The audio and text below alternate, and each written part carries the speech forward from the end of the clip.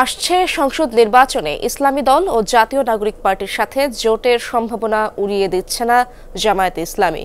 দলটির secretary general জানালেন, আপাতত তারা ৩০০ আসনে একক প্রার্থী তালিকা চূড়ান্ত করে এগোচ্ছেন। বলেন, ডিসেম্বরের মধ্যে নির্বাচন করার দাবির পক্ষে নয় জামায়াত, প্রয়োজনীয় সময় দিতে চায় সরকারকে। সেই সাথে সংসদের আগে স্থানীয় নির্বাচন চায় দলটি। শামীম রেজার রিপোর্টে বিস্তারিত। হজ করেছি, ব্যাংকে কি করে টাকা জমাই বলেন? ইউসিবি তাকওয়া, পরিপূর্ণ ইসলামিক পন্থায় পরিচালিত ব্যাংকিং।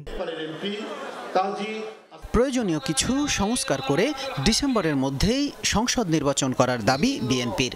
নির্বাচনের সময়সীমা নিয়ে বিএনপির সঙ্গে একমত নয় জামাত। তারা মনে করে সুষ্ঠু ও গ্রহণযোগ্য ভোটের স্বার্থে সময় দেয়া দরকার অন্তর্বর্তী সরকারকে। আমরা মাস, দিন, ক্ষণ, বছর কিন্তু আমাদের কোনো বক্তব্যে আমরা নির্দিষ্ট করে দেইনি। আমরা একটা শর্ত দিয়েছি, সেটা হলো নির্বাচনটা যেন অবাধ এবং নিরপেক্ষ হয়। নির্বাচনের আগে স্থানীয় সরকার নির্বাচনটা হওয়াটা খুব গুরুত্বপূর্ণ মনে করি। তা না হলে এখানে পেশি শক্তি, কালো টাকার খেলা চলবে, দলীয় প্রভাব এর উপরে এসে কর্তৃত্ব বজায় রাখবে।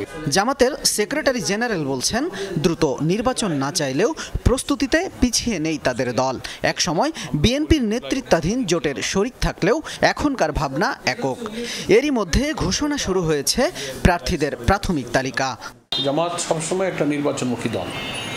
৩০০ আসনে নির্বাচনের জন্য আমরা আমাদের মাঠ এবং প্রার্থী প্রস্তুত করার কাজে আমরা মাঠে লেগে আছি।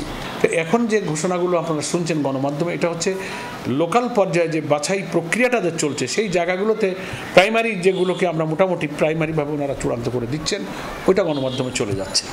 কিন্তু আলটিমেটলি অফিসিয়ালি সেন্ট্রাল একটা ডিক্লারেশন হবে। নির্বাচন এগিয়ে আসার সাথে সাথে জামাতের কৌশলে আসতে পারে পরিবর্তন। মিয়া গোলাম পরোয়ার বলছেন, আগের শরিক বিএনপির পথে না তাকালেও জোট হতে পারে ইসলামী দল ও জাতীয় নাগরিক পার্টির সাথে।